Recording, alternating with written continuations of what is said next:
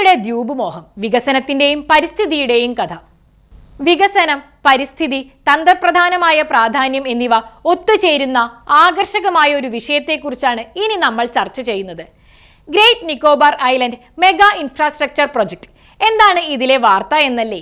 ഇന്ത്യയിലെ പരിസ്ഥിതി കേസുകൾക്കായുള്ള പ്രത്യേക കോടതിയായ നാഷണൽ ഗ്രീൻ ട്രൈബ്യൂണൽ 92,000 കോടി രൂപയുടെ ഈ കൂറ്റൻ പദ്ധതിക്ക് അടുത്തിടെ അനുമതി നൽകി.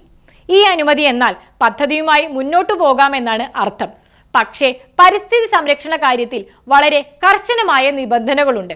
ഇന്ത്യയുടെ സമ്പദ് വ്യവസ്ഥയ്ക്കും ദേശീയ സുരക്ഷയ്ക്കും ഈ പദ്ധതിക്കുള്ള വലിയ പ്രാധാന്യം ട്രൈബ്യൂണൽ അംഗീകരിച്ചു. എങ്കിലും പരിസ്ഥിതി സുരക്ഷാ മാനദണ്ഡങ്ങളിൽ വിട്ടുവീഴ്ച പാടില്ലെന്ന് അവർ എടുത്തു പറഞ്ഞു. ശരിക്കും എന്താണ് ഈ പദ്ധതി? ലോകത്തിലെ ഏറ്റവും തിരക്കേറിയ കപ്പൽപാതകളിലൊന്നായ മലാക്ക കടലിടുക്കിന് സമീപം സ്ഥിതി ചെയ്യുന്ന ഇന്ത്യയുടെ ഏറ്റവും തെക്കേയറ്റത്തുള്ള ഗ്രേറ്റ് നിക്കോബാർ ദ്വീപിനെ സങ്കല്പിക്കുക. ഈ ദ്വീപിനെ ഒരു പ്രധാന കേന്ദ്രമാക്കി മാറ്റുകയാണ് ഈ പദ്ധതിയുടെ ലക്ഷ്യം. ഇതിന് 4 പ്രധാന ഭാഗങ്ങളുണ്ട്. ഒന്ന്, ഗലാത്തിയ ബേയിലെ international container transhipment terminal. Singapore അല്ലെങ്കിൽ കൊളംബോ പോലുള്ള വിദേശ തുറമുഖങ്ങളെ ആശ്രയിക്കാതെ തന്നെ വലിയ കപ്പലുകൾക്കിടയിൽ ചരക്കുകൾ കൈമാറാൻ കഴിയുന്ന ഒരു കൂറ്റൻ തുറമുഖമാണിത്. ഇത് ഇന്ത്യയുടെ വിദേശ തുറമുഖങ്ങളിലേക്കുള്ള ആശ്രിതത്വം കുറയ്ക്കുകയും വ്യാപാരം വർദ്ധിപ്പിക്കുകയും ചെയ്യും. 2, ഒരു ഗ്രീൻഫീൽഡ് അന്താരാഷ്ട്ര വിമാനത്താവളം. സിവിൽ ആവശ്യങ്ങൾക്കും തന്ത്രപ്രധാനമായ സൈനിക പ്രവർത്തനങ്ങൾക്കുമായി രൂപകൽപ്പന ചെയ്ത ഒരു പുതിയ വിമാനത്താവളം. ഇത് ഇന്ത്യയുടെ പ്രതിരോധ ശേഷി ശക്തിപ്പെടുത്തും. 3, പുതിയ പ്രവർത്തനങ്ങൾക്കെല്ലാം ആവശ്യമായ വൈദ്യുതി ഉറപ്പാക്കാൻ ഒരു പ്രത്യേക വൈദ്യുത നിലയം. അവസാനമായി അവിടെ ജോലി ചെയ്യുന്നവർക്കും താമസിക്കുന്നവർക്കും ആവശ്യമായ സംയോജിത ടൗൺഷിപ്പ്. ഇത്രയും പ്രധാനപ്പെട്ടതാണെങ്കിൽ പിന്നെ എന്തിനാണ് NGT ഇതിൽ ഇടപെട്ടതെന്ന് നിങ്ങൾ ചിന്തിക്കുന്നുണ്ടാകാം. ഇവിടെയാണ് പരിസ്ഥിതി വംശം വരുന്നത്. വികസനം പ്രകൃതിക്ക് വലിയ ദോഷമുണ്ടാക്കില്ലെന്ന് ഉറപ്പാക്കുക എന്നതാണ് NGTയുടെ പങ്ക്. പദ്ധതി നടപ്പിലാക്കുന്നതിന് മുൻപ് പരിസ്ഥിതിയെ എങ്ങനെ ബാധിക്കുമെന്ന് വിലയിരുത്തുന്ന എൻവയോൺമെന്റൽ ക്ലിയറൻസ് അവർ സൂക്ഷ്മമായി പരിശോധിച്ചു. ഈ അനുമതിയിലെ എല്ലാ നിബന്ധനകളും കർശനമായി നടപ്പിലാക്കാൻ പരിസ്ഥിതി, വനം, കാലാവസ്ഥാ വ്യതിയാന മന്ത്രാലയത്തോട് അവർ ഉത്തരവിട്ടു. കടൽ ജീവനുകൾക്ക് അത്യന്താപേക്ഷിതമായ പവിഴപ്പുറ്റുകളുടെ സംരക്ഷണമായിരുന്നു ഒരു പ്രധാന ആശങ്ക. പ്രധാന നിർമ്മാണ മേഖലയിൽ പവിഴപ്പുറ്റുകൾ ഇല്ലെന്ന് സർക്കാർ അവകാശപ്പെടുന്നുണ്ടെങ്കിലും അവയുടെ സംരക്ഷണത്തിനും പുനരുജ്ജീവനത്തിനുമായി ഒരു ശാസ്ത്രീയ പദ്ധതി തയ്യാറാക്കാൻ NGT നിർദ്ദേശിച്ചു. ദ്വീപിന്റെ തീരപ്രദേശങ്ങളുടെ സ്ഥിരത ഉറപ്പാക്കിക്കൊണ്ട് തീരശോഷണം തടയുന്നതിന് അവർ ഊന്നൽ നൽകി. ഏറ്റവും പ്രധാനമായ ഗലാത്തിയ ബേയിൽ മുട്ടയിടുന്ന ലെതർ ബാക്ക് ആമകൾ, ഈ പ്രദേശത്ത് മാത്രം കാണപ്പെടുന്ന നിക്കോബാർ മെഗാപോഡ് തുടങ്ങിയ വംശനാശ ഭീഷണി നേരിടുന്ന ജീവികളെയും ജൈവ വൈവിധ്യത്തെയും സംരക്ഷിക്കുന്നത് പ്രഥമ പരിഗണനയാണ്. എന്നിരുന്നാലും കഥ ഇവിടെ അവസാനിക്കുന്നില്ല. മറ്റൊരു നിർണായക വശം കൂടിയുണ്ട്. തദ്ദേശീയ സമൂഹങ്ങളുടെ അവകാശങ്ങൾ, പ്രത്യേകിച്ച് നിക്കോബാരിസ് ഗോത്രത്തിന്റെയും PVTG വിഭാഗത്തിൽപ്പെട്ട ഷോംബാൻ ഗോത്രത്തിന്റെയും അവകാശങ്ങൾ. അവരുടെ സമ്മതത്തെക്കുറിച്ചും വനഭൂമി വിട്ടുനൽകുന്നതിനെ കുറിച്ചുമുള്ള ആശങ്കകൾ കോടതികളുടെ പരിഗണനയിലാണ്. ഇത് ദേശീയ വികസന ലക്ഷ്യങ്ങളും പ്രാദേശിക സമൂഹങ്ങളുടെ അവകാശങ്ങളും തമ്മിലുള്ള സങ്കീർണമായ സന്തുലിതാവസ്ഥയെ കാണിക്കുന്നു.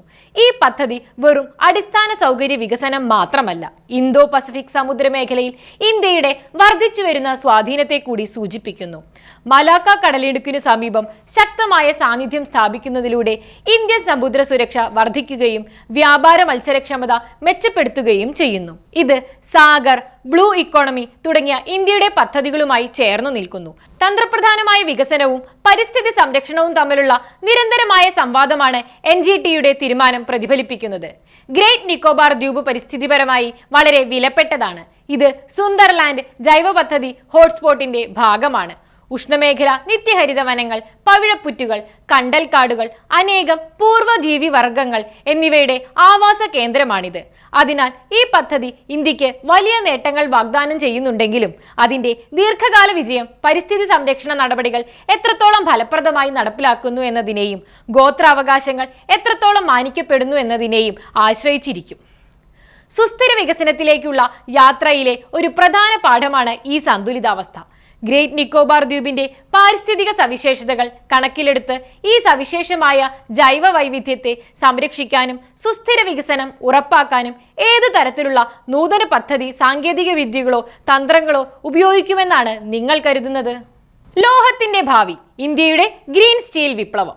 ഭൂമിയെ ചൂടുപിടിപ്പിക്കാതെ തന്നെ ലോകത്തിലെ ഏറ്റവും ഉയരം കൂടിയ കെട്ടിടങ്ങളും അതിവേഗ ട്രെയിനുകളും നിർമ്മിക്കുന്നത് സങ്കല്പിക്കുക. ഇതാണ് ഗ്രീൻ സ്റ്റീൽ അഥവാ ഹരിത ഉരുക്ക് നൽകുന്ന വാഗ്ദാനം. ഇന്ത്യയുടെ വ്യാവസായിക മേഖലയെ മാറ്റിമറിച്ചുകൊണ്ടിരിക്കുന്ന ഈ ആശയം ഇപ്പോൾ വാർത്തകളിൽ നിറഞ്ഞു നിൽക്കുകയാണ്. കാരണം ഇന്ത്യയുടെ പുതിയ ഗ്രീൻ സ്റ്റീൽ ടാക്സോണമിയും കാർബൺ പുറന്തള്ളൽ കുറയ്ക്കുന്നതിനുള്ള ഒരു മാർഗരേഖയും സർക്കാർ അടുത്തിടെ പുറത്തിറക്കി. നിലവിൽ ഇന്ത്യയിലെ മൊത്തം ഹരിതഗൃഹവാതക പുറന്തള്ളലിന്റെ ഏകദേശം 12% ഉത്തരവാദി ഉരുക്ക് വ്യവസായമാണ്. എന്തുകൊണ്ടാണ് ഇത് സംഭവിക്കുന്നത്? പരമ്പരാഗത ഉരുക്കു നിർമ്മാണത്തിന് കൂറ്റൻ ബ്ലാസ്റ്റ് ഫർണസുകളിൽ കോക്കിംഗ് കോൾ ഉപയോഗിക്കുന്നു. ഇത് ഓരോ ടൺ ഉരുക്ക് ഉൽപ്പാദിപ്പിക്കുമ്പോഴും ഏകദേശം 2.5 ടൺ കാർബൺ ഡയോക്സൈഡ് പുറന്തള്ളാൻ കാരണമാകുന്നു. ഇത് പരിഹരിക്കാൻ ഇന്ത്യ ഹൈഡ്രജൻ അധിഷ്ഠിത റിഡക്ഷൻ, പുനരുപയോഗ ഊർജം എന്നിവയിലേക്ക് മാറുകയാണ്. ഇത് പരിസ്ഥിതിക്ക് വേണ്ടി മാത്രമല്ല, യൂറോപ്യൻ യൂണിയന്റെ കാർബൺ ബോർഡർ അഡ്ജസ്റ്റ്മെന്റ് മെക്കാനിസം പോലുള്ള ആഗോള കാർബൺ നികുതികളിൽ നിന്ന് ഇന്ത്യൻ കയറ്റുമതിയെ സംരക്ഷിക്കാനുള്ള തന്ത്രപരമായ നീക്കം കൂടിയാണിത്. കാര്യങ്ങൾ എല്ലാവർക്കും വ്യക്തമാക്കുന്നതിനായി, ഒരു ടൺ ഉരുക്ക് നിർമ്മിക്കുമ്പോൾ പുറന്തള്ളുന്ന കാർബണിന്റെ അളവ് അഥവാ കാർബൺ ഇന്റൻസിറ്റി അടിസ്ഥാനമാക്കി ഇന്ത്യ ഒരു സ്റ്റാർ റേറ്റിംഗ് സിസ്റ്റം അവതരിപ്പിച്ചു. ഒരു പ്ലാന്റ് 1.6 ടണ്ണിൽ താഴെ മാത്രം കാർബൺ പുറന്തള്ളുന്നുണ്ടെങ്കിൽ അതിന് 5 സ്റ്റാർ റേറ്റിംഗ് ലഭിക്കും. ഇതിനെ നിയർ സീറോ എമിഷൻ സ്റ്റീൽ എന്ന് വിളിക്കുന്നു. 4 സ്റ്റാർ, 3 സ്റ്റാർ റേറ്റിംഗുകൾ യഥാക്രമം അഡ്വാൻസ്ഡ്, എൻട്രി ലെവൽ, ഗ്രീൻ സ്റ്റീലിനെ സൂചിപ്പിക്കുന്നു. എന്നാൽ 2.2 ടണ്ണിന് മുകളിൽ കാർബൺ പുറന്തള്ളുന്നുണ്ടെങ്കിൽ അത് സാധാരണ ഉരുക്ക് മാത്രമാണ്. ഈ മാറ്റത്തിന് കരുത്തേകാൻ സർക്കാർ പബ്ലിക് പ്രൊക്യൂർമെന്റ് ഒരു ആയുധമായി ഉപയോഗിക്കുന്നു. ഇത് ഇങ്ങനെ ചിന്തിക്കുക: റെയിൽവേക്കും ഹൈവേക്കും വേണ്ടി ഉരുക്ക് വാങ്ങുന്ന ഏറ്റവും വലിയ ഉപഭോക്താവ് സർക്കാരാണ്. സർക്കാർ പദ്ധതികളിൽ കുറഞ്ഞത് നിശ്ചിത ശതമാനം ഗ്രീൻ സ്റ്റീൽ വേണമെന്ന് ഇപ്പോൾ നിർബന്ധമാക്കിയിട്ടുണ്ട്. ഇത് ഗ്രീൻ ഹൈഡ്രജനും പുനരുപയോഗിക്കപ്പെട്ട സ്ക്രാപ്പ് ഉപയോഗിക്കുന്ന ഇലക്ട്രിക് ആർക്ക് ഫർണസുകളും പോലുള്ള ചെലവേറിയ സാങ്കേതിക വിദ്യകളിൽ നിക്ഷേപം നടത്താൻ കമ്പനികളെ പ്രേരിപ്പിക്കുന്നു. ഗ്രീൻ സ്റ്റീലിന് ഇപ്പോൾ അല്പം ചിലവ് കൂടുതലാണെങ്കിലും ഒരു വലിയ പാലത്തിന്റെയോ മെട്രോ ലൈനിന്റെയോ ആകെ ചിലവുമായി താരതമ്യം ചെയ്യുമ്പോൾ ഇത് വളരെ ചെറിയ ഒരു വർധനവ് മാത്രമാകുന്നുള്ളൂ. നിങ്ങൾ തൊഴിൽ മേഖലയിലേക്ക് പ്രവേശിക്കുമ്പോഴേക്കും കുറഞ്ഞ കാർബൺ ഉൽപാദനത്തിൽ ഇന്ത്യ ഒരു ആഗോള നേതാവാകാനാണ് ലക്ഷ്യമിടുന്നത്. ഫാക്ടറികളിൽ കൽക്കരിക്ക് പകരം ഹൈഡ്രജൻ വിജയകരമായി ഉപയോഗിക്കാൻ നമുക്ക് സാധിച്ചാൽ ഇതേ ഗ്രീൻ യുക്തി ഉപയോഗിച്ച് ഇന്ത്യയിലെ മറ്റ് വൻകിട വ്യവസായങ്ങളിൽ നിന്നും ഫോസിൽ ഇന്ധനങ്ങളെ എന്നേക്കുമായി ഒഴിവാക്കാൻ നമുക്ക് സാധിക്കില്ലേ? കെട്ടിടങ്ങളോ അതോ നിരോധനമോ? വലിയ പരിസ്ഥിതി ചർച്ച. നിങ്ങൾ ഒരു വലിയ ലെഗോ കോട്ട നിർമ്മിക്കുകയാണെന്ന് സങ്കല്പിക്കുക. പക്ഷേ അത് തുടങ്ങുന്നതിന് മുൻപ് മാതാപിതാക്കളോട് അനുവാദം ചോദിക്കാൻ നിങ്ങൾ മറന്നുപോയി. അവർ അത് കാണുമ്പോൾ അത് പൊളിച്ചു നീക്കാൻ അവർ നിങ്ങളോട് പറയണമോ അതോ ഒരു പിഴ ഒടുക്കി അത് നിലനിർത്താൻ നിങ്ങളെ അനുവദിക്കണമോ? ഇതാണ് ഇപ്പോൾ ഇന്ത്യൻ സുപ്രീം കോടതി നേരിടുന്ന വലിയ പ്രതിസന്ധി. ഇതിനെ X post facto environmental clearance എന്ന് വിളിക്കുന്നു. ലളിതമായി പറഞ്ഞാൽ എക്സ് പോസ്റ്റ് ഫാക്ടോ എന്നാൽ കാര്യം നടന്നതിന് ശേഷം എന്നാണ് അർത്ഥം. സാധാരണയായി ഒരു വിമാനത്താവളമോ ആശുപത്രിയോ ഖനനമോ പോലുള്ള ഏതൊരു വലിയ പദ്ധതിയും തുടങ്ങുന്നതിന് മുമ്പ് നിർബന്ധമായും പരിസ്ഥിതി അനുമതി വാങ്ങിയിരിക്കണം. പരിസ്ഥിതിയെ ഒരു പദ്ധതി എങ്ങനെ ദോഷകരമായി ബാധിക്കുമെന്ന് പഠിക്കുന്ന എൻവറോൺമെന്റ് ഇമ്പാക്ട് അസസ്മെന്റ് എന്ന പ്രക്രിയയുടെ ഭാഗമാണിത്. എന്നാൽ അടുത്തിടെ 2017ലും 2021ലും സർക്കാർ പുറപ്പെടുവിച്ച നിയമങ്ങൾ പദ്ധതികൾ ആദ്യം തുടങ്ങാനും പിന്നീട് മുൻകാല പ്രാബല്യത്തോടെ അനുമതി വാങ്ങാനും അനുവദിച്ചു. ഇത് വലിയൊരു നിയമയുദ്ധത്തിന് വഴിവെച്ചു. 2025ന്റെ തുടക്കത്തിൽ കോടതി ഇത് പാടില്ല എന്ന് പറയുകയും ഇത്തരം മുൻകാല പ്രാബല്യമുള്ള അനുമതികൾ ഗുരുതരമായ നിയമവിരുദ്ധത ആണെന്ന് പ്രഖ്യാപിക്കുകയും ചെയ്തു. കാരണം ഇത് മുൻകരുതൽ തത്വം ലംഘിക്കുന്നു. അതായത് പരിസ്ഥിതി ആഘാതം സംഭവിക്കുന്നതിന് മുൻപ് തന്നെ അത് തടയണം എന്ന ആശയമാണിത്. എന്നിരുന്നാലും 2025 നവംബറോടെ മറ്റൊരു ബെഞ്ച് ഈ തീരുമാനം പിൻവലിച്ചു. എന്തുകൊണ്ട്? കാരണം കോടിക്കണക്കിന് രൂപ ഇതിൽ നിക്ഷേപിക്കപ്പെട്ടിരുന്നു. 900 കിടക്കകളുള്ള ആശുപത്രിയും കൂറ്റൻ വിമാനത്താവളവും ഇതിനകം നിർമ്മിക്കപ്പെട്ടു കഴിഞ്ഞു. അവ പൊളിച്ചു നീക്കുന്നതിന് വലിയ സാമ്പത്തിക നഷ്ടമുണ്ടാകും. ഇത് നമ്മെ മലിനീകരണം വരുത്തുന്നവൻ പണം നൽകണമെന്ന തത്വത്തിലേക്ക് എത്തിക്കുന്നു. കെട്ടിടങ്ങൾ പൊളിക്കുന്നതിനു പകരം നിയമം ലംഘിച്ചവരിൽ നിന്ന് വലിയ പിഴ ഈടാക്കി പരിസ്ഥിതി നാശം പരിഹരിക്കാൻ ഉപയോഗിക്കണമെന്ന് കോടതി നിർദ്ദേശിക്കുന്നു. 2026 ഫെബ്രുവരിയിലെ കണക്കനുസരിച്ച് സാമ്പത്തിക വർഷവും പരിസ്ഥിതി നിയമങ്ങളും തമ്മിലുള്ള സന്തുലിതാവസ്ഥ കണ്ടെത്താൻ സുപ്രീം കോടതി ഈ വിഷയം വീണ്ടും പരിശോധിച്ചു വരികയാണ്. ജനിതക പൂട്ടുകൾക്കുള്ള മാസ്റ്റർ കീ PERT തന്ത്രം. ഒരു പുസ്തകത്തിലെ ഒരൊറ്റ അക്ഷരത്തെറ്റ് ആ കഥ മുഴുവൻ വായിക്കുന്നത് തടയുന്നതിനെ കുറിച്ച് നിങ്ങൾ എപ്പോഴെങ്കിലും ചിന്തിച്ചിട്ടുണ്ടോ? നമ്മുടെ ശരീരത്തിൽ ജീവന്റെ അടിസ്ഥാന ശിലകളായ പ്രോട്ടീനുകൾ നിർമ്മിക്കുന്നതിനുള്ള ഒരു നിർദ്ദേശ പുസ്തകമാണ് നമ്മുടെ DNA പ്രവർത്തിക്കുന്നത്. എന്നിരുന്നാലും ഏകദേശം 25% ജനിതക രോഗങ്ങളും ഉണ്ടാകുന്നത് നോൺസെൻസ് മ്യൂട്ടേഷൻ എന്ന് വിളിക്കപ്പെടുന്ന ഒരു പ്രത്യേക അക്ഷരത്തെറ്റ് മൂലമാണ്. സാധാരണയായി ഒരു കോഡോൺ, അതായത് 3 അക്ഷരങ്ങളുള്ള ഒരു ജനിതക കോഡ് അടുത്തതായി ഏത് അമിനോ ആസിഡാണ് ചേർക്കേണ്ടതെന്ന് കോശത്തോട് പറയുന്നു. എന്നാൽ ഒരു നോൺസെൻസ് മ്യൂട്ടേഷൻ ഒരു സാധാരണ കോഡിനെ UAA, UAG അല്ലെങ്കിൽ UGA പോലുള്ള ഒരു പ്രീമച്വർ സ്റ്റോപ്പ് കോഡോൺ ആക്കി മാറ്റുന്നു. ഇത് ഒരു അധ്യായത്തിന്റെ മധ്യത്തിൽ അകാലത്തിൽ പ്രത്യക്ഷപ്പെടുന്ന ദ എൻഡ് ബോർഡ് പോലെ പ്രവർത്തിക്കുന്നു. ഇത് പ്രോട്ടീൻ നിർമ്മാണം പകുതിയിൽ നിർത്താൻ കോശത്തെ പ്രേരിപ്പിക്കുന്നു. ഇതിന്റെ ഫലമായി അപൂർണവും പ്രവർത്തനരഹിതവുമായ പ്രോട്ടീനുകൾ ഉണ്ടാവുകയും ഇത് സിസ്റ്റിക് ഫൈബ്രോസിസ്, ടേ-സാക്സ് അല്ലെങ്കിൽ ഹർലൻ സിൻഡ്രോം പോലുള്ള ഗുരുതരമായ രോഗങ്ങളിലേക്ക് നയിക്കുകയും ചെയ്യുന്നു.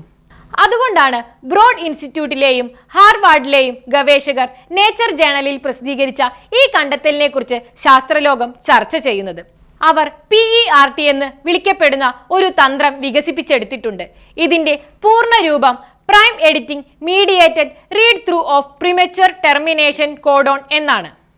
ഓരോ വ്യത്യസ്ത ജീനിലെയും ഓരോ അക്ഷരത്തെറ്റും വ്യക്തിഗതമായി തിരുത്താൻ ശ്രമിക്കുന്ന പരമ്പരാഗത ജീൻ തെറാപ്പിയിൽ നിന്ന് വ്യത്യസ്തമായി PERT ഒരു ജീൻ അഗ്നോസ്റ്റിക് രീതിയാണ്. ഇതിനർത്ഥം ഏത് ജീനിലാണ് പിശകുള്ളതെന്ന് ഇത് പരിഗണിക്കുന്നില്ല. പലതരം രോഗങ്ങളിൽ ഒരേപോലെ പ്രവർത്തിക്കുന്ന ഒരു സാർവത്രിക റീഡ് ത്രൂ ഉപകരണം ഇത് നൽകുന്നു. PERT എങ്ങനെയാണ് പ്രവർത്തിക്കുന്നതെന്ന് മനസ്സിലാക്കാൻ നമ്മൾ tRNA അല്ലെങ്കിൽ ട്രാൻസ്ഫർ RNA ശ്രദ്ധിക്കണം. ജനിതക കോഡ് വായിക്കുകയും അസംബ്ലി ലൈനിലേക്ക് ശരിയായ അമിനോ ആസിഡ് എത്തിക്കുകയും ചെയ്യുന്ന ഒരു അഡാപ്റ്ററായി tRNAയെ കണക്കാക്കാം. DNAക്ക് വേണ്ടിയുള്ള ഉയർന്ന കൃത്യതയുള്ള സെർച്ച് ആൻഡ് റീപ്ലേസ് ഫംഗ്ഷൻ പോലെ പ്രവർത്തിക്കുന്ന പ്രൈം എഡിറ്റിംഗ് എന്ന നൂതന ഉപകരണം ഉപയോഗിച്ച് ഗവേഷകർ കോശത്തിന്റെ സ്വന്തം tRNA ജീനുകളിൽ മാറ്റം വരുത്തി. അവർ സപ്രസർ tRNA എന്ന് വിളിക്കപ്പെടുന്ന ഒന്ന് സൃഷ്ടിച്ചു. ഈ എഞ്ചിനീയറിംഗ് തന്മാത്ര പ്രത്യേകമായി രൂപകൽപ്പന ചെയ്തിരിക്കുന്നത് ആ വ്യാജ സ്റ്റോപ്പ് സിഗ്നലുകളെ തിരിച്ചറിയാനാണ്. നിർത്തുന്നതിന് പകരം അത് ഒരു അമിനോ ആസിഡ് അവിടെ ചേർക്കുകയും പ്രോട്ടീൻ ഫാക്ടറിയോട് നിർമ്മാണം തുടരാൻ ആവശ്യപ്പെടുകയും ചെയ്യുന്നു. PERTനെ സവിശേഷമാക്കുന്നത് അതിന്റെ സുരക്ഷിതത്വവും കാര്യക്ഷമതയുമാണ്. മനുഷ്യന്റെ ജീനോമിൽ 400-ലധികം tRNA ജീനുകളുണ്ട്. അവയിൽ പലതും ഒരേ ജോലി ചെയ്യുന്നവയാണ്. കോശത്തെ ദോഷകരമായി ബാധിക്കാതെ ശാസ്ത്രജ്ഞർക്ക് ഇതിൽ ഒന്നിനെ സുരക്ഷിതമായി പുനർനിർമ്മിക്കാൻ കഴിയും.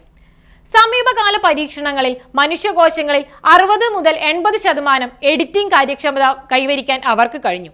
അതുമൂലം പ്രധാനമായി ഈ പരിഹാരം വളരെ ബുദ്ധിപരമാണ്. ഇത് അക്കാലത്തുള്ള സ്റ്റോപ്പ് കോഡുകളെ മാത്രം ലക്ഷ്യം വെക്കുകയുള്ളൂ. കൂടാതെ ഒരു ജീനിന്റെ യഥാർത്ഥ അവസാനത്തിലുള്ള സ്വാഭാവിക ദ എൻഡ് ചിഹ്നങ്ങളെ അവഗണിക്കുന്നു. ഇത് കോശങ്ങൾ വിചിത്രമായ നീളമുള്ള പ്രോട്ടീനുകൾ നിർമ്മിക്കുന്നത് തടയുന്നു. ബാറ്റൻ ഡിസീസ് മോഡലുകളിൽ എൻസൈം അളവ് പുനഃസ്ഥാപിക്കുന്നത് മുതൽ ഹർലൻ സിൻഡ്രോം ഉള്ള എലികളിലെ അവയവങ്ങളുടെ പ്രവർത്തനം മെച്ചപ്പെടുത്തുന്നത് വരെ ഓരോ പൂട്ടിനും വ്യത്യസ്ത താക്കോൽ ആവശ്യമില്ലെന്ന് PERT തെളിയിക്കുന്നു. ചിലപ്പോൾ നമുക്ക് വേണ്ടത് ക്ലോസൈഡ് ബോർഡുകളെ അവഗണിക്കാൻ കഴിയുന്ന ഒരു മാസ്റ്റർ കീ മാത്രമാണ്. ജനിതക അക്ഷരത്തെറ്റുകൾ അവഗണിക്കാനും കഥ പൂർത്തിയാക്കാനും ഇപ്പോൾ നമ്മുടെ കോശങ്ങളെ പഠിപ്പിക്കുവാൻ കഴിയുമെങ്കിൽ ഭാവിയിൽ നമ്മൾ പ്രായമാകുന്ന രീതിയിലോ വൈറസുകളോട് പോരാടുന്ന രീതിയിലോ മാറ്റം വരുത്താൻ ഇതേ യുക്തി ഉപയോഗിക്കാനാകുമോ? അയൽപ്പക്കത്തെ ഒരു AC, ഇന്ത്യയുടെ സ്മാർട്ട് കൂളിംഗ് വിപ്ലവം. ചുട്ടുപൊള്ളുന്ന ഉഷ്ണതരംഗത്തിനിടയിലുള്ള മുംബൈയോ ബാംഗ്ലൂരുവോ പോലുള്ള വലിയ നഗരത്തെ സങ്കല്പിക്കുക. നിലവിൽ ഓരോ ഓഫീസും അപ്പാർട്ട്മെന്റും സ്വന്തമായി AC-കൾ പ്രവർത്തിപ്പിക്കുകയും അത് ചൂടാവുകയും പുറത്തേക്ക് തള്ളുകയും നമ്മുടെ പവർ ഗ്രിഡിന് വലിയ സമ്മർദ്ദം നൽകുകയും ചെയ്യുന്നു. എന്നാൽ ഒരു കേന്ദ്രീകൃത പ്ലാന്റ് ഉപയോഗിച്ച് ഒരു പ്രദേശം മുഴുവൻ തണുപ്പിക്കാൻ കഴിഞ്ഞാലോ? ഈ ആശയത്തെയാണ് ഡിസ്ട്രിക്ട് കൂളിംഗ് എന്ന് വിളിക്കുന്നത്. ഇന്ത്യയുടെ നഗരാസൂത്രണത്തിൽ ഇതൊരു ആഡംബരമെന്ന നിലയിൽ ഇന്ന് അടിസ്ഥാന ആവശ്യമായി അതിവേഗം മാറിക്കൊണ്ടിരിക്കുകയാണ്. പൈപ്പ് ഗ്യാസ് അല്ലെങ്കിൽ വൈദ്യുതി പോലെ ഇതൊരു കേന്ദ്രീകൃത പൊതുസേവനമാണ്. ഇവിടെ ഒരു വലിയ ഹൈ എഫിഷ്യൻസി പ്ലാന്റ് തണുത്ത വെള്ളം ഉൽപ്പാദിപ്പിക്കുകയും അത് ഇൻസുലേറ്റഡ് അണ്ടർഗ്രൗണ്ട് പൈപ്പുകൾ വഴി നിരവധി കെട്ടിടങ്ങളിലേക്ക് അയക്കുകയും ചെയ്യുന്നു. ഓരോ കെട്ടിടത്തിനുള്ളിലും ഈ വെള്ളം ഹീറ്റ് എക്സ്ചേഞ്ചുകളിലൂടെ കടന്നുപോകുന്നു. രണ്ട് ദ്രാവകങ്ങൾ തമ്മിൽ കലരാതെ താപോർജ്ജം കൈമാറുന്ന ഉപകരണങ്ങളാണിവ. ഇത് കെട്ടിടത്തിനുള്ളിലെ വായു തണുപ്പിക്കുന്നു. തുടർന്ന് താപനില അല്പം ഉയർന്ന ഈ വെള്ളം വീണ്ടും തണുപ്പിക്കുന്നതിനായി ഒരു ക്ലോസ്ഡ് ലൂപ്പ് സിസ്റ്റത്തിലൂടെ കേന്ദ്ര പ്ലാന്റിലേക്ക് തന്നെ മടങ്ങുന്നു. 2038ഓടെ തണുപ്പിക്കാൻ ആവശ്യമായ ഊർജ ഉപഭോഗം 40% വരെ കുറിക്കാൻ ലക്ഷ്യമിട്ടുള്ള സമഗ്രമായ നാഷണൽ കൂളിംഗ് ആക്ഷൻ പ്ലാൻ ആരംഭിച്ച ആദ്യ രാജ്യമാണ് ഇന്ത്യ എന്നതിലാണ് ഇത് വാർത്തകളിൽ ഇടം പിടിക്കുന്നത്. വ്യാവസായിക നിലവാരത്തിലുള്ള ചില്ലറകളും തെർമൽ എനർജി സ്റ്റോറുകളും ഉപയോഗിക്കുന്നതിനാൽ ഈ സംവിധാനങ്ങൾ സാധാരണ AC-കളേക്കാൾ ഇരട്ടി കാര്യക്ഷമമാണ്. വൈദ്യുതി നിരക്ക് കുറവുള്ള രാത്രികാലങ്ങളിൽ തണുത്ത വെള്ളമോ ഐസോ നിർമ്മിച്ചു വെക്കാൻ ഇത് സഹായിക്കുന്നു. വൈദ്യുതി ലഭിക്കുന്നതിനപ്പുറം ഡിസ്ട്രിക്ട് കൂളിംഗ് പരിസ്ഥിതിക്കും ഗുണകരമാണ്. ഇത് ഹരിതഗൃഹ വാതക ബഹിർഗമനം 40% വരെ കുറയ്ക്കുകയും ആഗോളതാപനത്തിന് കാരണമാകുന്ന രാസ റെഫ്രിജറേറ്ററുകളുടെ അളവ് 80% വരെ കുറയ്ക്കുകയും ചെയ്യുന്നു. നഗരപ്രദേശങ്ങളിലെ പ്രവർത്തനങ്ങൾ മൂലം ചുറ്റുമുള്ള ഗ്രാമങ്ങളെക്കാൾ താപനില വർദ്ധിക്കുന്ന അർബൻ ഹീറ്റ് ഐലൻഡ് പ്രഭാവത്തെ തടയാനും ഇത് സഹായിക്കുന്നു. ഗുജറാത്തിലെ ഗിഫ്റ്റ് സിറ്റി മുതൽ ഹൈദരാബാദിലെ സാമ്പത്തിക കേന്ദ്രങ്ങൾ വരെ ഈ സാങ്കേതിക വിദ്യ നമ്മുടെ നഗര നിർമ്മാണ രീതിയെ മാറ്റുകയാണ്. വരും പതിറ്റാണ്ടുകളിൽ ഇന്ത്യയിലെ കൂളിംഗ് ഡിമാൻഡ് 8 ഇരട്ടി വർദ്ധിക്കുമെന്ന് പ്രതീക്ഷിക്കുന്ന സാഹചര്യത്തിൽ ഇത്തരം പങ്കിട്ട അടിസ്ഥാന സൗകര്യങ്ങൾ വെറും ഒരു സ്മാർട്ട് ചോയ്സ് മാത്രമല്ല, നമ്മുടെ നഗരങ്ങളെ വാസയോഗ്യമായി നിലനിർത്താനുള്ള മികച്ച മാർഗം കൂടിയാണ്. നിങ്ങളുടെ മുറിയിലെ AC-യേക്കാൾ വളരെ കാര്യക്ഷമവും പരിസ്ഥിതി സൗഹൃദവുമാണ് ഈ സംവിധാനമെങ്കിൽ എന്തുകൊണ്ടാണ് നമ്മൾ ഇപ്പോഴും എല്ലാ വ്യക്തിഗത AC യൂണിറ്റുകളും മാറ്റി ഡിസ്ട്രിക്ട് കൂളിംഗ് നടപ്പിലാക്കാത്തതെന്ന് നിങ്ങൾ ചിന്തിച്ചിട്ടുണ്ടോ? ഭാരതിയെ പരിചയപ്പെടൂ, നിങ്ങളുടെ പുതിയ AI കൃഷി വിദഗ്ധ. ലോകോത്തര കാർഷിക ശാസ്ത്രജ്ഞനും കാലാവസ്ഥാ വിദഗ്ധനും ഗവൺമെന്റ് ഉദ്യോഗസ്ഥനും നിങ്ങളുടെ പോക്കറ്റിലിരുന്ന് 24 മണിക്കൂറും സംസാരിക്കാൻ തയ്യാറായി നിൽക്കുന്ന ഒരവസ്ഥ നിങ്ങളുടെ ഭാവനയിൽ കാണുക. ഭാരത് വിസ്താർ അഥവാ virtually integrated system to access agricultural resources വഴി ദശലക്ഷക്കണക്കിന് ഇന്ത്യൻ കർഷകർക്ക് ഇത് ഇപ്പോൾ യാഥാർത്ഥ്യമായിരിക്കുകയാണ്. കേന്ദ്ര ബജറ്റ് 2026-27 പ്രഖ്യാപനത്തെ തുടർന്ന് 2026 ഫെബ്രുവരിയിൽ സമാരംഭിച്ച ഈ സംവിധാനം പേയ്മെന്റുകളിൽ UPI വിപ്ലവം സൃഷ്ടിച്ചതുപോലെ ഇന്ത്യയുടെ ഡിജിറ്റൽ പബ്ലിക് ഇൻഫ്രാസ്ട്രക്ചറിലെ പുതിയൊരു അധ്യായമാണ്. ഇതിന്റെ പശ്ചാത്തലം ലളിതമാണ്. ഇന്ത്യൻ കൗൺസിൽ ഓഫ് അഗ്രികൾച്ചറൽ റിസർച്ചിലെ ശാസ്ത്രജ്ഞർ ലോകോത്തര ഗവേഷണങ്ങൾ നടത്തുന്നുണ്ടെങ്കിലും പലപ്പോഴും ആ അറിവ് ലാബുകളിൽ തന്നെ ഒതുങ്ങിപ്പോകുന്നു. ഭാരത് വിസ്താർ ഒരു ഏകജാലക ഡിജിറ്റൽ സംവിധാനമായി പ്രവർത്തിച്ച് ആ ശാസ്ത്രീയ വിവരങ്ങൾ നേരിട്ട് പാടശേഖരങ്ങളിലേക്ക് എത്തിക്കുന്നു. ഇതിന്റെ ഏറ്റവും വലിയ പ്രത്യേകത ഇതിലെ വോയിസ് ഫസ്റ്റ് സമീപനമാണ്. കർഷകർക്ക് ഒരു ഹൈ എൻഡ് സ്മാർട്ട് ഫോണോ അക്ഷരമറിവോ ആവശ്യമില്ല. അവർക്ക് തങ്ങളുടെ സാധാരണ ഫോണിൽ നിന്ന് 15 52 61 എന്ന ടോൾ ഫ്രീ ഹെൽപ്പ് ലൈൻ നമ്പറിലേക്ക് വിളിച്ച് ഇതിലെ AI അസിസ്റ്റന്റായ ഭാരതിയോട് സംസാരിക്കാം. ഭാരതി വെറും ഒരു ചാറ്റ് ബോട്ട് അല്ല, കർഷകരുടെ റെക്കോർഡുകൾ അടങ്ങിയ അഗ്രി സ്റ്റാക്കിനെ തത്സമയ വിവരങ്ങളായി ബന്ധിപ്പിക്കുന്ന ഒരു ബഹുഭാഷാ പവർ ഹൗസ് ആണ്. ഇതിനർത്ഥം ഓരോ കർഷകനും അവരുടെ കൃഷിഭൂമിക്ക് അനുയോജ്യമായ രീതിയിൽ ആസൂത്രണം, കീടനിയന്ത്രണം, മണ്ണിന്റെ ആരോഗ്യം എന്നിവയിൽ വ്യക്തിഗത ഉപദേശങ്ങൾ ലഭിക്കുമെന്നാണ്. കൂടാതെ PM കിസാൻ, PM ഫസൽ ബീമ യോജന തുടങ്ങിയ 10 പ്രധാന കേന്ദ്ര പദ്ധതികളിലേക്കുള്ള പ്രവേശനം ഇത് ലളിതമാക്കുന്നു. കർഷകർക്ക് ഓഫീസുകൾ കയറി ഇറങ്ങാതെ തന്നെ യോഗ്യത പരിശോധിക്കാനും പരാതികൾ നൽകാനും സാധിക്കും. സങ്കീർണമായ ശാസ്ത്രീയ വിവരങ്ങളെ പ്രാദേശിക ഭാഷകളിലേക്ക് വിവർത്തനം ചെയ്യുന്നതിലൂടെ അവസാനത്തെ കർഷകനിലേക്കും അറിവ് എത്തുന്നു എന്ന് ഈ സംവിധാനം ഉറപ്പാക്കുന്നു. ഒരു വികസിത ഭാരതിലേക്കുള്ള യാത്രയിൽ കൃഷിയെ ഭാഗ്യപരീക്ഷണത്തിന് വിടാതെ ഡാറ്റാധിഷ്ഠിതമാക്കി മാറ്റാനാണ് ഈ സാങ്കേതിക വിദ്യ ലക്ഷ്യമിടുന്നത്. ഓരോ സംഭാഷണത്തിനിടയിലും പുതിയ കാര്യങ്ങൾ പഠിച്ച് കൂടുതൽ കൃത്യമായ ഉപദേശങ്ങൾ നൽകാൻ ഈ AIക്ക് കഴിയുമെന്നിരിക്കെ ഒരു കൗതുകകരമായ ചോദ്യം ബാക്കിയാവുന്നു. ഇന്ത്യയിലെ ഓരോ കർഷകനും തത്സമയ ആഗോള ഡാറ്റയുടെയും AI ഉൾക്കാഴ്ചയുടെയും അടിസ്ഥാനത്തിൽ തീരുമാനങ്ങൾ എടുത്തു തുടങ്ങിയാൽ ഇന്ത്യയിലെ പരമ്പരാഗത കൃഷിയിടങ്ങൾ വൈകാതെ ലോകത്തിലെ ഏറ്റവും കാര്യക്ഷമമായ സ്മാർട്ട് ഫാക്ടറികളായി മാറില്ലേ? ഭാരത് എഡ്യു AI സ്റ്റാക്കിനെ കുറിച്ച് അറിയേണ്ടതല്ല. നിങ്ങളുടെ ഏറ്റവും പ്രയാസമേറിയ വിഷയം പഠിക്കുന്നത് UPI വഴി പണം കൈമാറുന്നത് പോലെ എളുപ്പവും വ്യക്തിഗതവുമാണെന്ന് സങ്കല്പിക്കുക. എല്ലാ തലങ്ങളിലുമുള്ള സ്കൂൾ വിദ്യാഭ്യാസത്തിൽ നിർമ്മിത ബുദ്ധി സംയോജിപ്പിക്കുമെന്ന് വിദ്യാഭ്യാസ മന്ത്രി ധർമ്മേന്ദ്ര പ്രധാൻ അടുത്തിടെ നടത്തിയ പ്രഖ്യാപനത്തിലൂടെ സർക്കാർ ലക്ഷ്യമിടുന്നത് ഇതാണ്. ഈ വിപ്ലവത്തിന്റെ കേന്ദ്ര ബിന്ദു IIT മദ്രാസിലെ AI for education centre of എക്സലൻസിൽ 500 കോടി രൂപ ബഡ്ജറ്റിൽ സ്ഥാപിച്ച ബോധൻ AI എന്ന ലാഭേച്ഛയില്ലാത്ത കമ്പനിയാണ്. എന്നാൽ ഇത് നിങ്ങളെ എങ്ങനെയാണ് ബാധിക്കുന്നത്? ഭാരത് എഡ്യു AI സ്റ്റാക്ക് നിർമ്മിക്കുക എന്നതാണ് ബോധൻ AIയുടെ പ്രധാന ദൗത്യം. ഇതിനെ ഒരു ഡിജിറ്റൽ പബ്ലിക് ഇൻഫ്രാസ്ട്രക്ചർ ആയി കണക്കാക്കാം. ഗൂഗിൾ പേ അല്ലെങ്കിൽ ഫോൺ പേ പോലുള്ള വ്യത്യസ്ത ആപ്പുകളെ പണമിടപാടുകൾ നടത്താൻ UPI സ്റ്റാക്ക് സഹായിക്കുന്നത് പോലെ ഈ എഡ്യു AI സ്റ്റാക്ക് വിദ്യാഭ്യാസത്തിനുള്ള അടിസ്ഥാന ബ്ലോക്കുകൾ നൽകും. ഓരോ സ്കൂളുകളും എഡ്ടെക് കമ്പനികളും സ്വന്തമായി ചിലവേറിയ AI സംവിധാനങ്ങൾ നിർമ്മിക്കുന്നതിന് പകരം അവർക്ക് ഈ പരമാധികാര ഇന്ത്യൻ ഇൻഫ്രാസ്ട്രക്ചറുമായി ലളിതമായി ബന്ധിപ്പിക്കാൻ സാധിക്കും.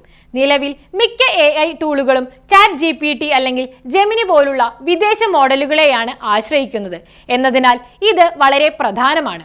നമ്മുടേതായ സംവിധാനം നിർമ്മിക്കുന്നതിലൂടെ ഡാറ്റ സോവർജിനിറ്റി അഥവാ വിവര പരമാധികാരം ഉറപ്പാക്കാൻ സാധിക്കും.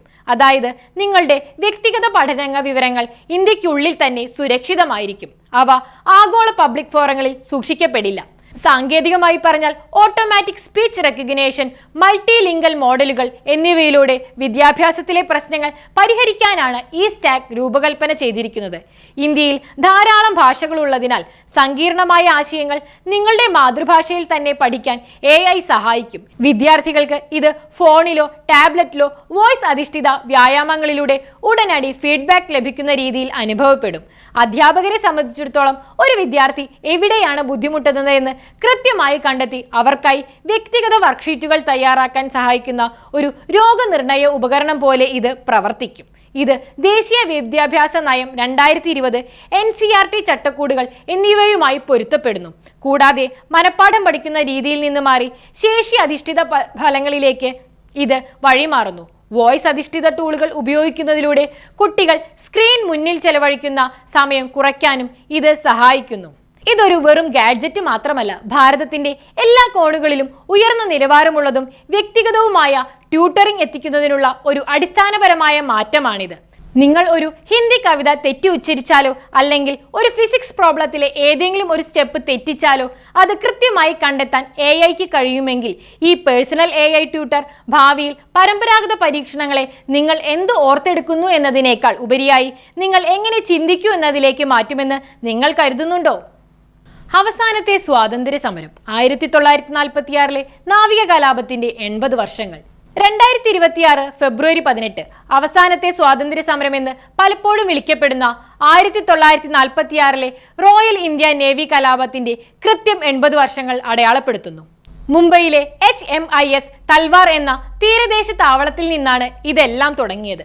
ഏകദേശം 1100 നാവികർ അഥവാ റേറ്റിംഗുകൾ അവിടെ ഒരു പട്ടിണി സമരം ആരംഭിച്ചു.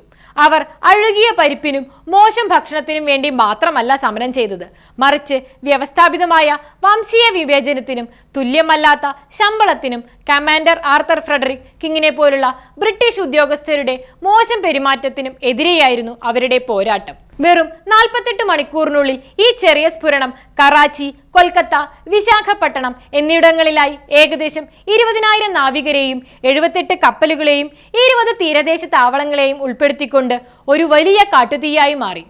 MS ഖാൻ, മദൻ സിംഗ് എന്നിവരുടെ നേതൃത്വത്തിൽ നാവികർ നേവൽ സെൻട്രൽ സ്ട്രൈക്ക് കമ്മിറ്റി രൂപീകരിക്കുകയും സർവീസ് പരാതികൾക്കും അപ്പുറമുള്ള ആവശ്യങ്ങളുടെ ഒരു ചാർട്ടർ ഉയർത്തുകയും ചെയ്തു.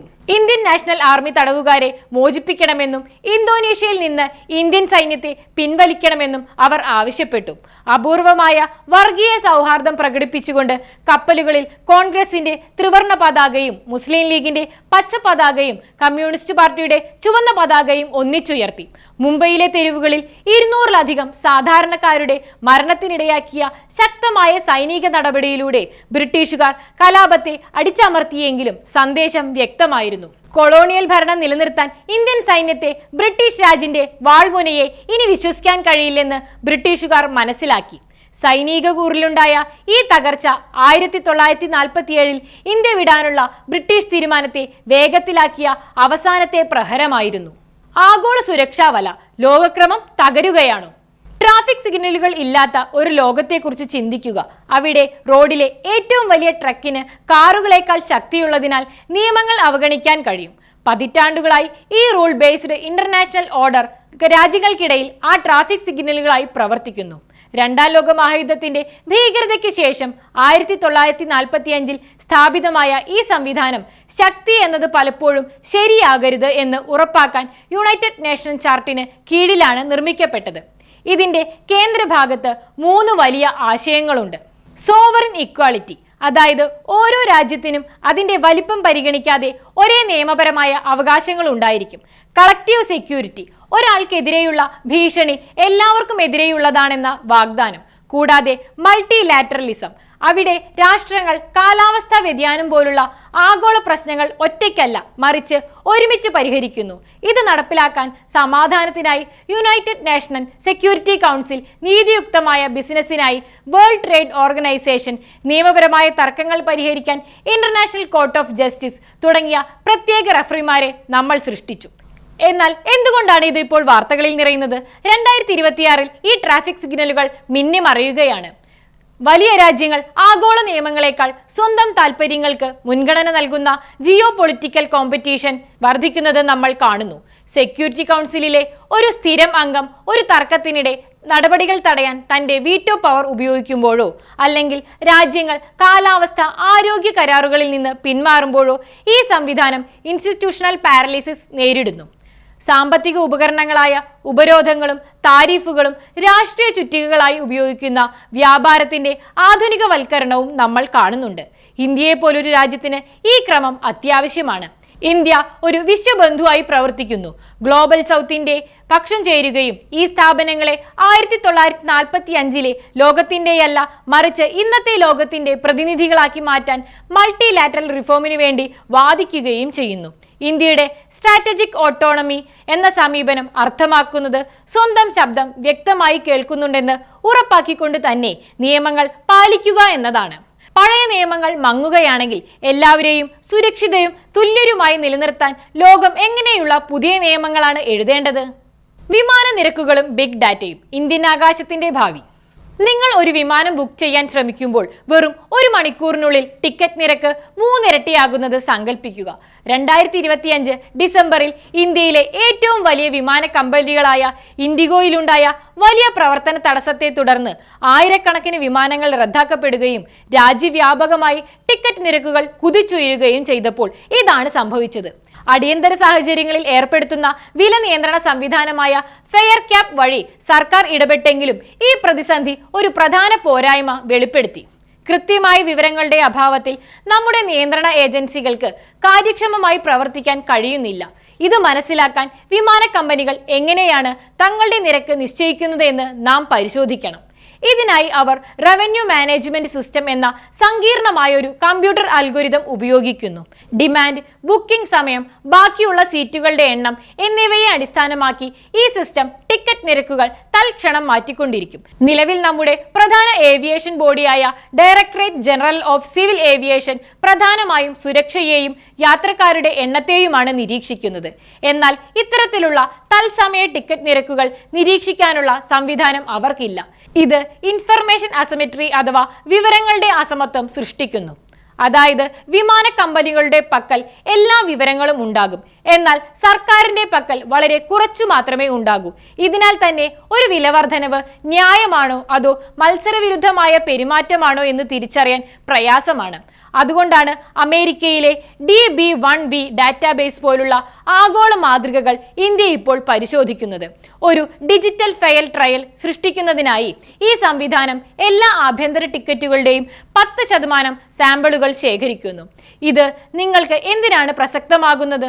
കാരണം കുറഞ്ഞ നിരക്കുള്ള ഒരു വിമാന കമ്പനിയുടെ വരവ് സ്വാഭാവികമായും മറ്റു വിമാന കമ്പനികളെ വില കുറയ്ക്കാൻ നിർബന്ധിതരാക്കുന്ന സാമ്പത്തിക പ്രതിഭാസമായ സൗത്ത് വെസ്റ്റ് ഇഫക്റ്റ് പോലുള്ള കാര്യങ്ങൾ കണ്ടെത്താൻ ഇത് സഹായിക്കുന്നു. സമാനമായ ഒരു സംവിധാനമുണ്ടെങ്കിൽ ഒരു പ്രതിസന്ധി ഉണ്ടായതിനു ശേഷം മാത്രം പ്രതികരിക്കുന്നതിന് പകരം ഉപഭോക്താക്കളെ അന്യായമായ വില ഈടാക്കുന്നതിൽ നിന്ന് സംരക്ഷിക്കാൻ കോമ്പറ്റീഷൻ കമ്മീഷൻ ഓഫ് ഇന്ത്യ മുൻകൂട്ടി സാധിക്കും. പഴയ കൊളോണിയൽ കാലത്തെ നിയമങ്ങൾക്ക് പകരമായി വന്ന പുതിയ ഭാരതീയ വായുയാൻ അധിനിയമം 2024 പ്രകാരം പ്രതിസന്ധികൾ വന്ന ശേഷം പരിഹരിക്കുന്നതിന് പകരം വിവരങ്ങളെ അടിസ്ഥാനമാക്കി മുൻകൂട്ടി നിരീക്ഷിക്കുന്ന രീതിയിലേക്ക് മാറാനാണ് ഇന്ത്യ ലക്ഷ്യമിടുന്നത്.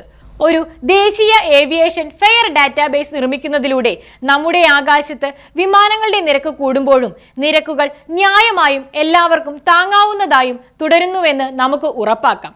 ഇനി നിങ്ങൾ ചിന്തിക്കേണ്ട ഒരു കാര്യമുണ്ട്.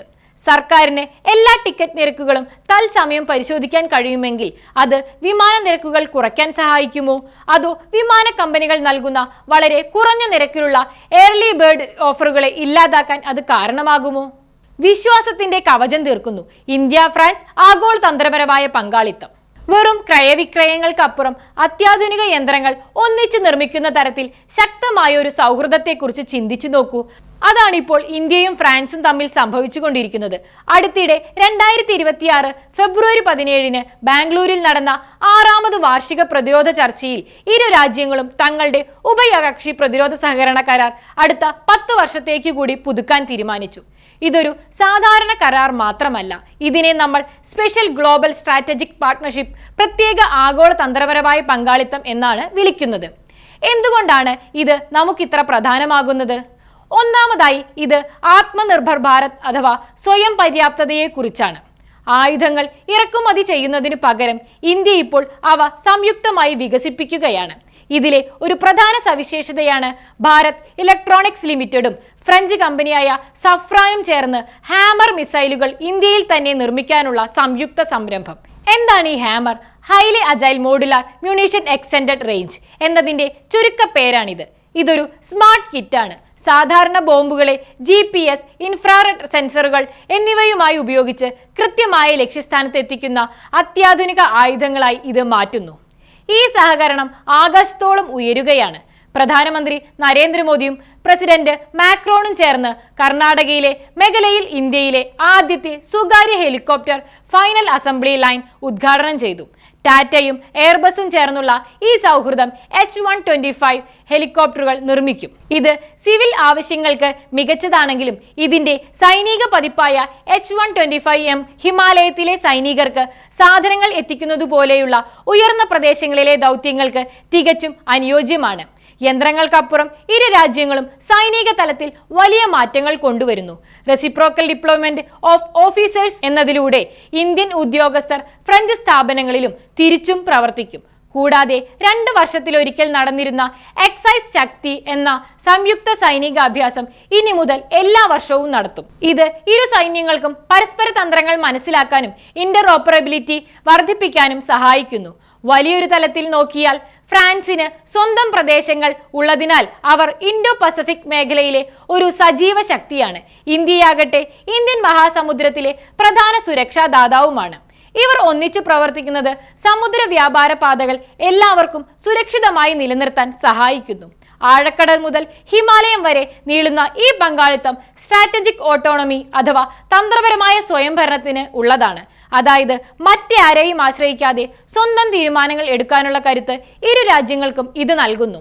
ഈ 10 വർഷത്തെ കരാർ പുതുക്കൽ അടുത്ത തലമുറയിലെ എഞ്ചിനീയർമാരും സൈനികരും തോളോട് തോൾ ചേർന്ന് പ്രവർത്തിക്കുമെന്ന് ഉറപ്പാക്കുന്നു.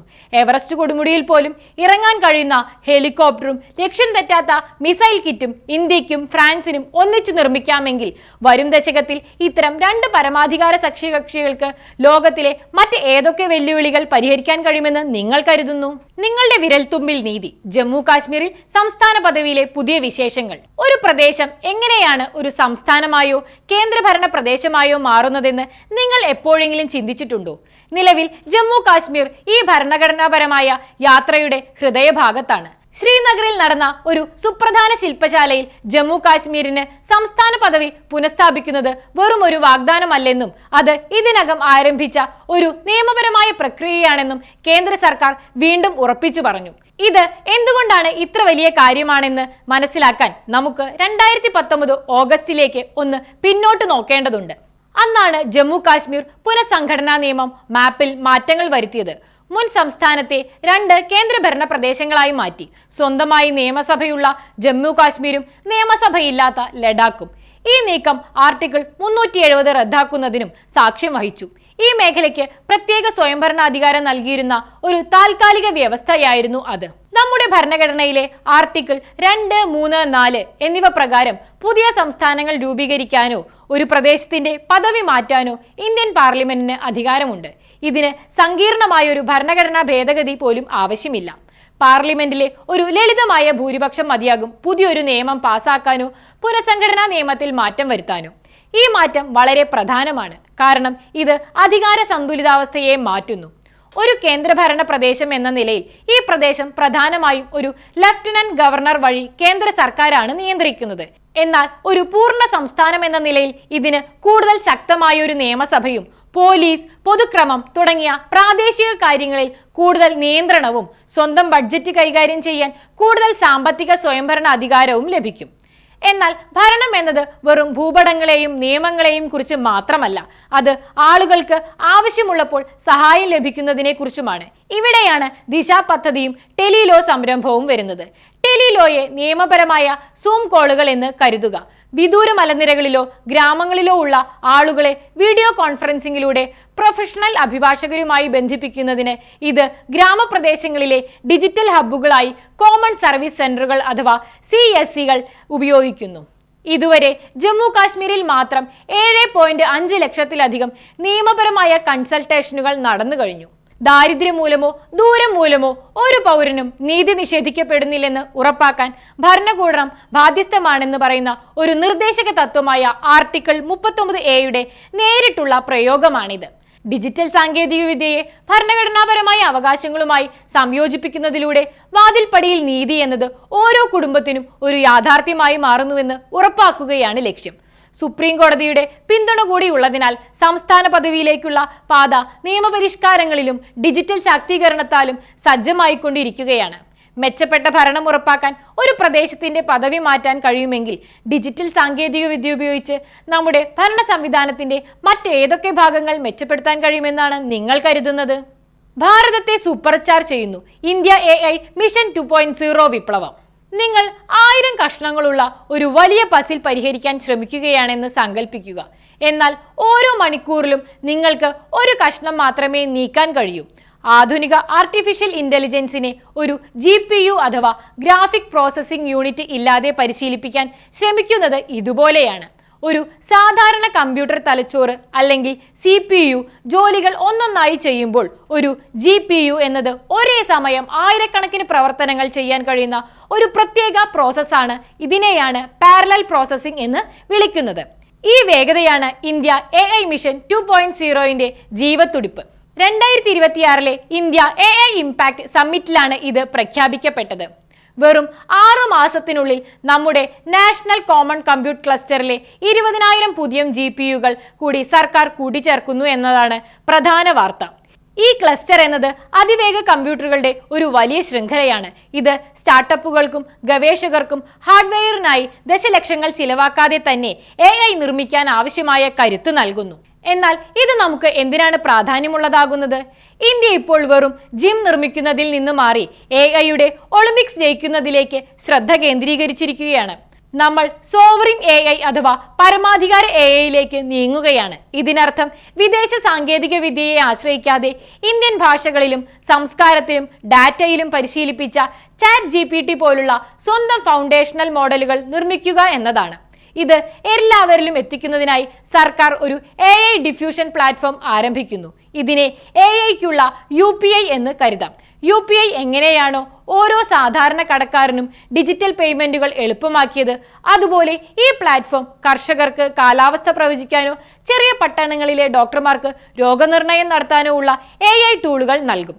ഈ ഡിജിറ്റൽ പബ്ലിക് ഇൻഫ്രാസ്ട്രക്ചറിലേക്കുള്ള പ്രവേശനം ജനാധിപത്യവൽക്കരിക്കുന്നതിലൂടെ 5ാം വ്യാവസായിക വിപ്ലവം വെറും വൻകിട കമ്പനികൾക്ക് മാത്രമല്ല, രാജ്യത്തെ ഓരോ വിദ്യാർത്ഥിക്കും ചെറുകിട ബിസിനസ്സുകാരനും കൂടിയുള്ളതാണെന്ന് ഇന്ത്യ ഉറപ്പാക്കുന്നു.